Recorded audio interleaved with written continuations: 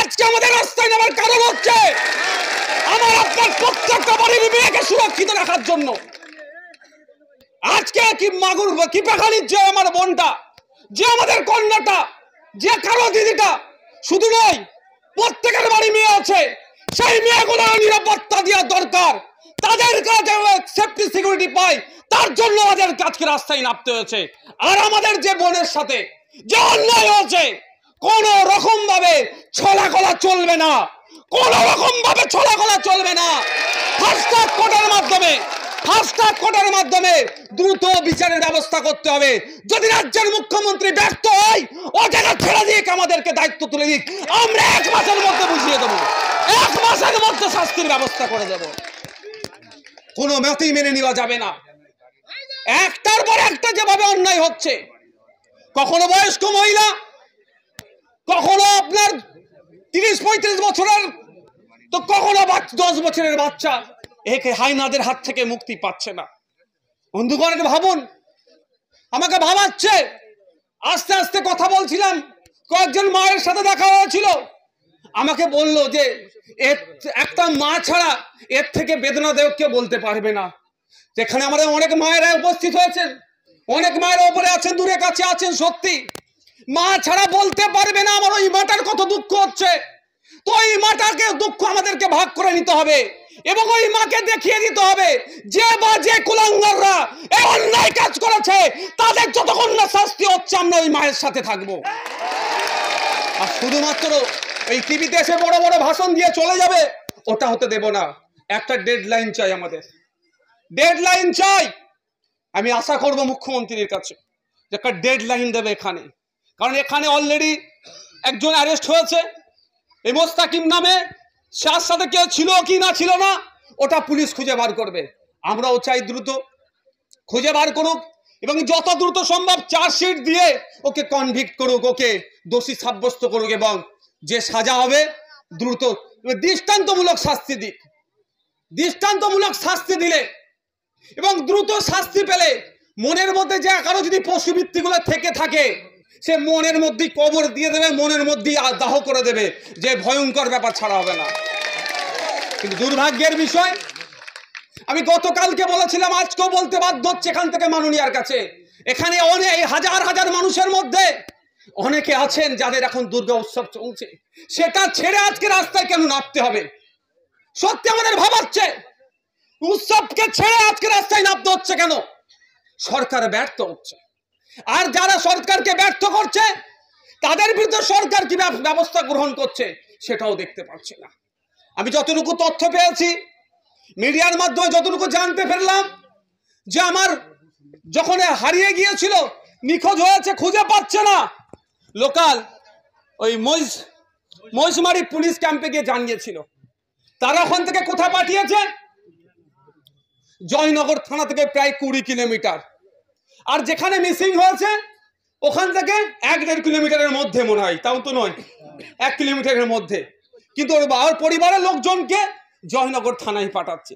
পরে শুনছি জয়নগর থানা থেকেও নাকি বলছে ওটা কুলতলি থানার আন্ডারে। এই থানা খেলতে খেলতে আজকে আমার বোনটাকে আমরা হারিয়ে ফেললাম। যদি যথাসময়ে মহিষমারি পুলিশ ক্যাম্পের যারা দায়িত্বরত ছিলেন তারা বেরিয়ে যদি একটু খোঁজাখুঁজি করতো, তাহলে হয়তো আমাদের বোনকে আমরা হারাতাম না। তো ওই সময় ডিউটিরত যারা ছিল তাদের বিরুদ্ধে মমতা ব্যানার্জি কি ব্যবস্থা গ্রহণ করেছে সেটাও আমরা জানতে চাই। তাদেরকে এখনো কেন অ্যারেস্ট করা হচ্ছে না এটা আমরা জানতে চাই।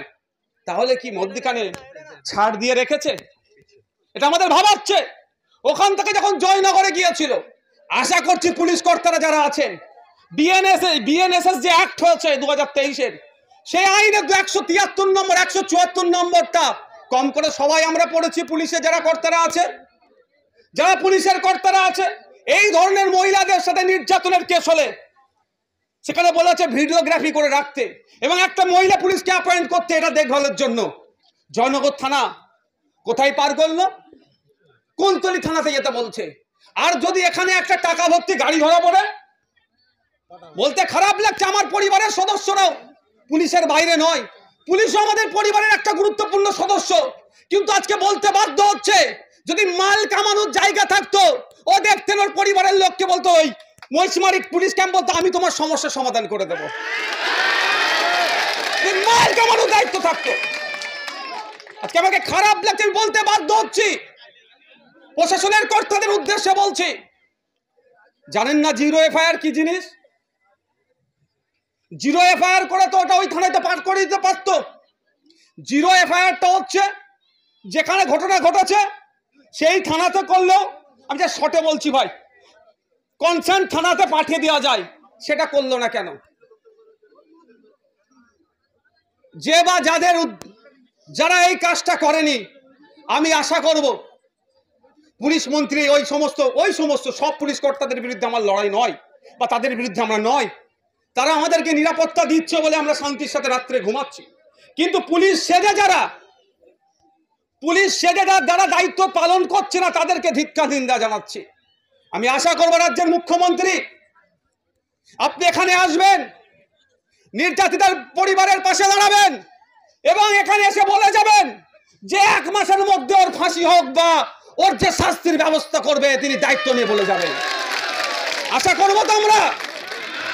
উনি চলে যাচ্ছেন, শোভনের কি হচ্ছে, কাকে নিয়ে কি লীলা খেলা করছে সেখানে টাইম দিতে পারছে।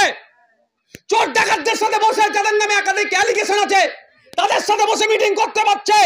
আরে গ্রামের মেয়েটার সাথে অন্যায় হচ্ছে, তার পরিবারের পাশে কেন আসবে না? এখানে মুখ্যমন্ত্রীকে আসতে হবে এবং তার পরিবারকে সাহস দিতে হবে। আর যদি পারটা না পারে, ও পদ থেকে উনি পদত্যাগ করো। আমাদের পাড়ার লোককে দাঁড় করে এর থেকে ভালো রাজ্য আমরা চালিয়ে নিতে পারবো। আমাদের রাজ্য আমার অন্য মাকে আমরা চালিয়ে নিতে পারবো। আমি অবাক হয়ে যাচ্ছি, এখনো পর্যন্ত আমার রাজ্যের মাননীয়ার মমতাময়ী মাননীয়ার মুখ থেকে এই সম্পর্কে কোনো বাক্য তিনি খরচ করলেন না। আমি গতকালকে বলেছি, আজকেও বলছি, এখান থেকে মাননীয়ার উদ্দেশ্যে আইবি ডিআইবি যারা আছে তাদের মাধ্যমে বার্তা দিচ্ছি। গতকালকেও বলেছি, ভুল করেও যেন এক্ষেত্রে আপনি রেট বানতে যাবেন না, তাহলে অবস্থা কিন্তু ভালো করবে না বাংলার মানুষ বলে দিচ্ছে। কোনো জায়গায় 2 লাখ, কোনো জায়গায় 4 লাখ, কোনো জায়গায় 10 লাখের রেট তো উনি আজকাল বেঁধে দিচ্ছে। আর না হলে কি বলছে, ও লাভ অ্যাফেয়ার ছিল, ও প্রেগনেন্ট ছিল, ও খদ্দের ধরছিল বলে দেখে দেওয়ার চেষ্টা হচ্ছে। আচ্ছা বন্ধুগণ যারা উপস্থিত হয়েছে, আপনারা বলুন তো, এত বেড়ে যাচ্ছে কেন এই কাণ্ডগুলো? আপনাদের মনকে প্রশ্ন করে না যে এত একের পর এক কেন ঘটনা ঘটে যাচ্ছে?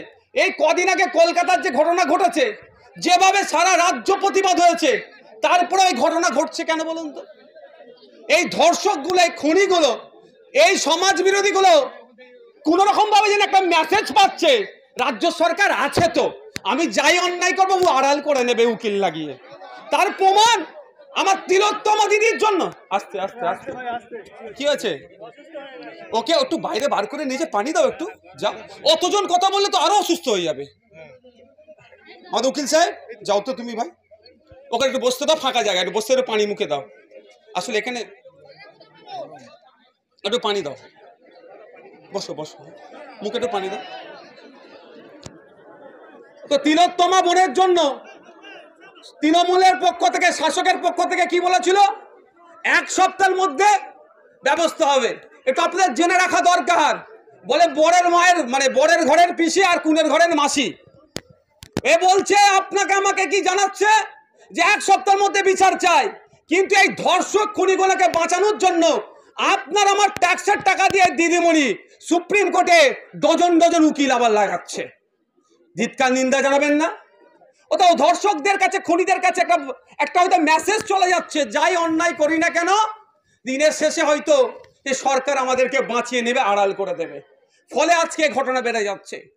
2020 সালে আপনাদের মাধ্যমে জানতে পারলাম, আজকে আমার যে বছর দশকের যে আমার নাবালিকা বোনের সাথে যারা অন্যায় করেছে বা যে অন্যায় হয়েছে, 2020 সালে ওর পিস্তুত দিদির সাথেও নাকি এই ধরনের তাকে ধর্ষণ করেছিল। এবং সে যখন লোকাল থানাতে গিয়েছিল, সে সময় কে পুলিশ কর্তা ছিল জানি না, সেই পুলিশ কর্তারা নাকি তাকে বলেছিল বা তার পরিবারকে বলেছিল টাকা পয়সা নিয়ে অ্যাডজাস্ট করে নিতে। ফলে সে বাধ্য হয়ে সুসাইড করেছে। আমরা এখানে উপস্থিত হয়েছি আগামী দিনে এই ধরনের ঘটনা ঘটতে না দেওয়ার জন্য। আমরা এখানে উপস্থিত হয়েছি আমার বোনের সাথে যারা এই পৈশাচিক কাজ করেছে, এই ধরনের কাণ্ড ঘটিয়েছে, সে আবার তাদের সর্বোচ্চ শাস্তি চায়। এই জন্য আমরা উপস্থিত হয়েছি। কোনো মতেই ছাড় দেওয়া যাবে না। মুখ দেখে কার দল করে কি করে কোনো ছাড় দেওয়া যাবে না। আমি এখানে এসে বলে যাচ্ছি এখানকার মাটি থেকে দাঁড়িয়ে, যদি আমরা দেখছি যে এটা সঠিকভাবে তদন্ত হচ্ছে না, মায়েদের উদ্দেশ্যে বলবো যারা এসেছেন, আগামী দিনে কলকাতা রাজপথে আমরা যে অবরুদ্ধ করব, তাতে যদি দুটো পুলিশের গুলি খেয়ে মরতে হয় মরবো। কারণ আমার বোনকে যারা ধর্ষণ করেছে, যারা যৌন নির্যাতন করেছে, তারা বাইরে থাকবে, তারা ছাড় পেয়ে যাবে, এটা মানবো না আমরা। রাজি আছেন? রাজি আছেন? আমরা গিয়ে কলকাতা রাজপথে বসবো। যে আমার কিসের জন্য? আমার 2 বিঘে 4 বিঘে জায়গার জন্য বসবো না, আর ক্ষমতার জন্য বসবো না, আমার বোনের বিচারের জন্য। আমার বোনের সাথে যারা অন্যায় করেছে, ইনসাফ নাই দেওয়ার জন্য আমরা কি করব? রাস্তায় বসবো। আমি একটা জিনিস ভেবে পাই না, আপনার গত বছরে এই যে মিসিং কেসটা না, এখানে পুলিশ কর্তারা থাকলে পরে জিজ্ঞাসা করবেন, তারা সহজে নিতে চায় না কেন, আমি বুঝে পাই না কোনো। গত বছরে কলকাতার এক ছেলে, মালদার এক ছেলে কলকাতা এসেছিল নিটের কোচিং নিতে। নিটের কোচিংয়ে পাস করবে, MBBS ডক্টর হবে, সেই লক্ষ্যে এসেছিল। একটু বড় লোক বাড়ি, হাত ছেলে ছিল, হাতে আইফোন ছিল, টাকা পয়সা ছিল।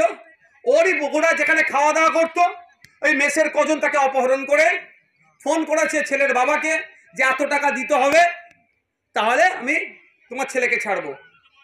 লোকাল থানাতে এখানে এসে যোগাযোগ করে জানানোর পরেও মিসিং নেয়নি, ডায়েরি পর্যন্ত নেয়নি।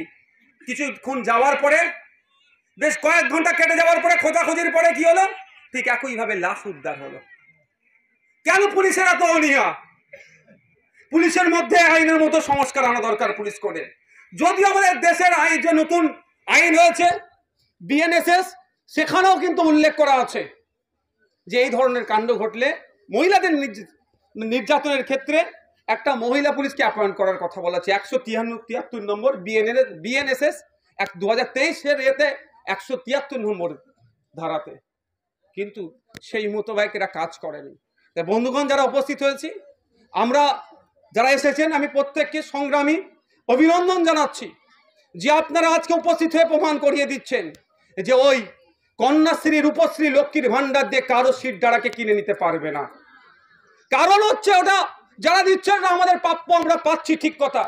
কেউ আমাদের দান ভিক্ষা দিচ্ছি না, আমাদের ট্যাক্সের টাকায় ঘুরিয়ে আপনার ট্যাক্সের টাকা আমার মাকে দিচ্ছে, আমার মায়ের ট্যাক্সের টাকা হয়তো আপনার মাকে দিচ্ছে। এর থেকে বেশি কিছু নয়। ওটা কালীঘাট থেকে ট্যাক্সাল নয়, টাকা ছাপিয়ে আপনাকে আমাকে দিচ্ছে, ওটা আমাদেরই ট্যাক্সের টাকা।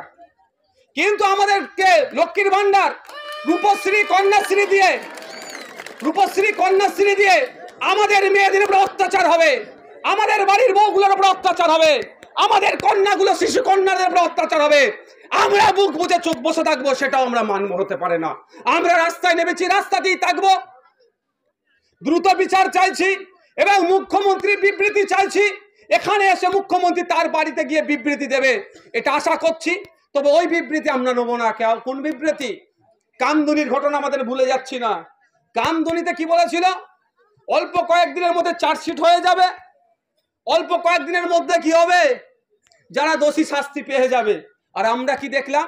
10 বছর পার হয়ে গেল, কামদুনির নির্যাতিতা আজও কাঁদছে। কাঁদছে মানে সে যেখানেই থাকুক, শান্তিতে থাকুক, সেই জায়গা থেকে কাঁদছে, তার পরিবার কাঁদছে, এখনো বিচার পাচ্ছে না।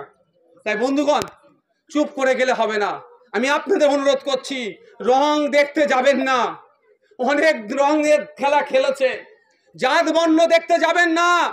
কারণ যারা এই ধরনের কুকর্ম করে বেড়ায়, যারা শয়তান টাইপের হয়, যারা অমানুষ টাইপের হয়, যারা সমাজ বিরোধী হয়, জাত ধর্ম তারা দেখে না, আপনার আমার মেয়ের প্রতি তারা লোভ রাখে। তাই আমি আপনাদের বলবো, অনুরোধ করছি, জাত ধর্ম বর্ণ দেখতে যাবেন না। আপনার আমার বাড়ি মেয়ে আছে, আপনার আমার বাড়ি মহিলা সদস্য আছে, তাদের নিরাপত্তার কথা ভেবে, তাদের মুখের দিকে চেয়ে আজকে কিপাখালীর ওই পরিবারের পাশে দাঁড়ান। ওই পরিবারকে যদি বিচার দিতে পারেন, আপনারও পরিবার সুরক্ষিত থাকবে। আর ওই পরিবার যদি না বিচার পায়, জানবেন আগামী টার্গেট আপনার বাড়ির হতে পারে। আজকে এখানে আসছো, এখানে যে মাইকের ব্যবস্থা ছিল তাকে ভয় দেখিয়ে পাঠিয়ে দিয়েছে, বলেছে নাকি ভাঙচুর হবে। কেউ তো বলেছে, যে বলেছে আমি তার উদ্দেশ্য শুধু বা তাদের উদ্দেশ্যে বলছি, বাড়ি যাবেন, গিয়ে আপনার বাড়ির মহিলা সদস্যগুলোর মুখের দিকে একবার তাকাবেন আর আমার নির্যাতিতা মনের কথা একটু ভাববে। এতটুকুই আপনাদের বলবো। যারা আজকে ভয় দেখিয়ে একটা মাইক গাড়িকে পাঠিয়ে দিয়েছে নাকি ভাঙচুর হবে, এনাবে তান হবে, অনেক ভয় দেখিয়েছে। তো কথা হচ্ছে, গণতন্ত্রকে যদি কেউ ভাঙতে আসে, আমাদেরকেও তো গণতান্ত্রিক প্রক্রিয়ায় জবাব দিতে হবে ভাই। হ্যাঁ, গণতন্ত্রকে কেউ যদি ধূলিসাৎ করতে আসে, গণতান্ত্রিক প্রক্রিয়াতেই তাকে ধূলিসাৎ করতে হবে। তো এই যারা এই ধরনের অন্যায়কে প্রশ্রয় দিচ্ছে তাদের বলবো, পাপ বাপকেও ছাড়ে না। কিন্তু আপনারা পাপকে প্রশ্রয় দিচ্ছেন, এই পাপ কিন্তু আগামী দিন আপনার ঘরেও হতে পারে। আমরা চাই না আপনার ঘরের সাথে হোক, আপনার সাথেও অন্যায় হোক। আসুন, রাস্তায় আসুন, গণতান্ত্রিক প্রক্রিয়াতে যারা অন্যায় করেছে তাদের বিরুদ্ধে সোচ্চার হন। আপনার রাজনৈতিক পরিচয় থাকতে পারে, যার বিভিন্ন রাজনৈতিক পরিচয় থাকতে পারে, সব পরিচয়ের ঊর্ধ্বে এখন আমরা মানুষ হয়ে, আমাদের পরিবার আছে, তাই একজন মানুষে একজন নির্যাতিতার পাশে দাঁড়াতে হবে। আমি শেষ করার আগে একটা কথা বলবো, মাইকের আওয়াজ যাচ্ছে আইবিডিআইবির মাধ্যমে, যে এই ঘটনাকে কেন্দ্র করে কয়েকটা মানুষ রাগের ক্ষোভের বহিঃপ্রকাশ করতে গিয়ে কিছু ঘটনা ঘটেছে। সেই ঘটনাকে সামনে রেখে যদি কোনো মানুষের প্রতি প্রশাসনিক কোনো অ্যাকশন নাই, কিন্তু এর পরিণতি যে কি ভয়ঙ্কর হবে সে তো আসবো। এর পরিণতি যে কি ভয়ঙ্কর হবে প্রশাসন কিন্তু সামলাতে পারবে না। এটা বলে যাচ্ছে আমি প্রশাসনের উদ্দেশ্যে, ওইটাই তো বলে যাচ্ছে। এটাই কারণ এতদিন মানুষ মুখ বুজে সহ্য করেছে, অন্যায় হয়েছে। এই অন্যায়টা হতো না যদি এই আপনার মহিষমারি বাজারের যে পুলিশ পোস্ট যে ছিল, তারা যদি যথাসময়ে ব্যবস্থা নিত, তাহলে আজকে আমাদের এখানে আসতে হতো না, আমাদের বোনটাকে হয়তো আমরা হারাতাম না। তাহলে প্রশাসনের ব্যর্থতার জন্য আজকে আমার বোনকে আমরা হারিয়েছি। তা আমরা এখান থেকে আওয়াজ শুনছি প্রশাসনের উদ্দেশ্যে, যে প্রশাসনের কর্তাদের জন্য আজকে আমাদের বোনকে হারিয়েছি, তাদের বিরুদ্ধে ব্যবস্থা গ্রহণ করুন, এবং যে নরখাদক যারা আছেন তাদের বিরুদ্ধে আপনারা ব্যবস্থা নিন। সমগ্র প্রশাসনের বিরুদ্ধে আমাদের ক্ষোভ নাই, রাগ নাই, অভিমানও নাই। যারা এসছেন সকলকে সংগ্রামী অভিনন্দন জানিয়ে আজকে আমার বক্তব্য এখানে সমাপ্ত করছি। আমাদের এই লড়াই চলতে থাকবে যতক্ষণ না পর্যন্ত